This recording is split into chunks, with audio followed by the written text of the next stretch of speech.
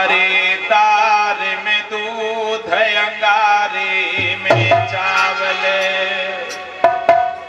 पतियों ने रोका कि तुम नहीं जाओगी रात के समय में, तो भाई माताएं उल्टे सीधे काम करने लगी। अरे तार में दूध अंगारे में चावल, और साग बनावत गोबर डारो।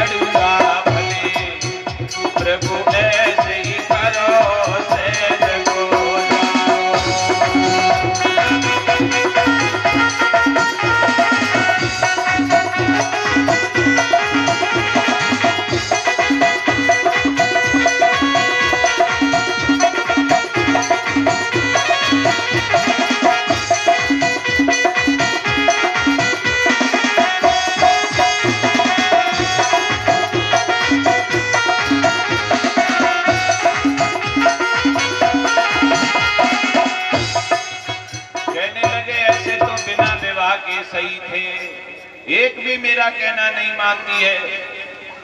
रुकने के लिए कह दिया तो सब उल्टे सीधे काम करने लगी।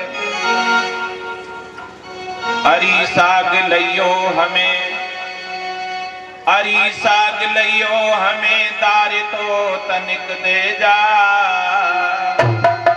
पानी तो दे कठोर कोरे अटको हमारो है।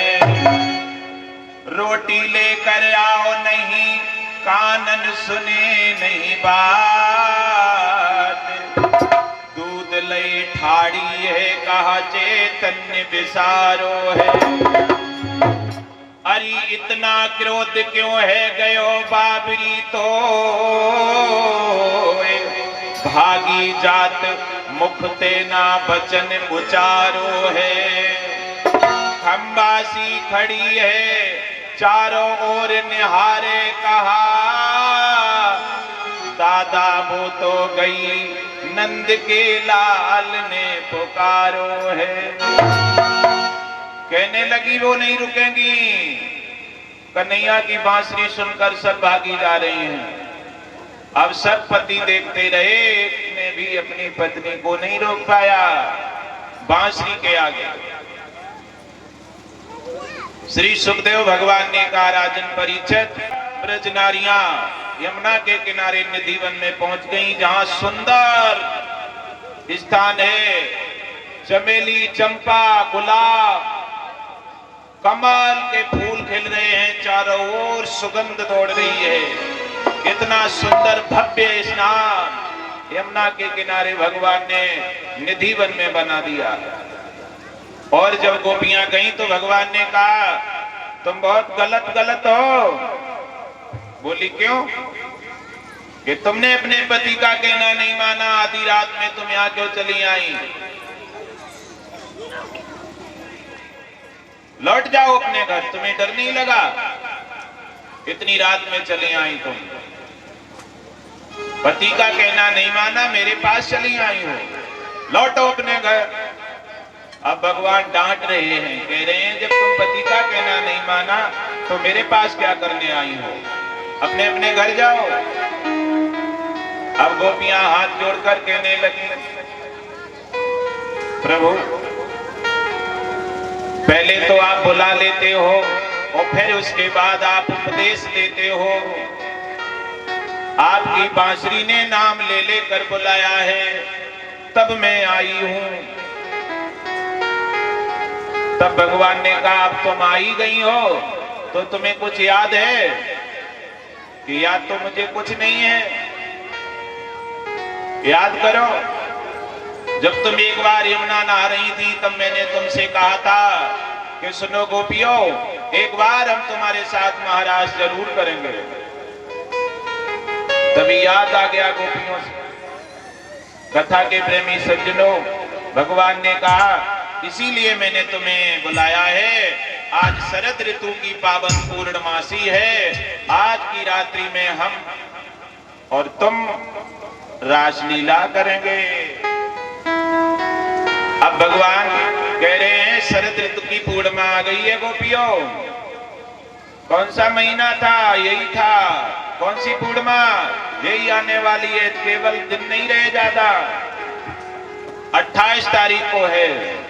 कथा के प्रेमी सज्जनों, श्री सुखदेव भगवान राजा परीक्षित को भगवान की पावन पावन कथाएं सुनाते कहने लगे, राजन परीक्षित इतना महाराज हुआ, जितनी गोपियां उतने ही भगवान बन गए। अनेक रूपों में भगवान प्रकट हो गए। अब गोपियां आनंद से महाराज कर रही हैं,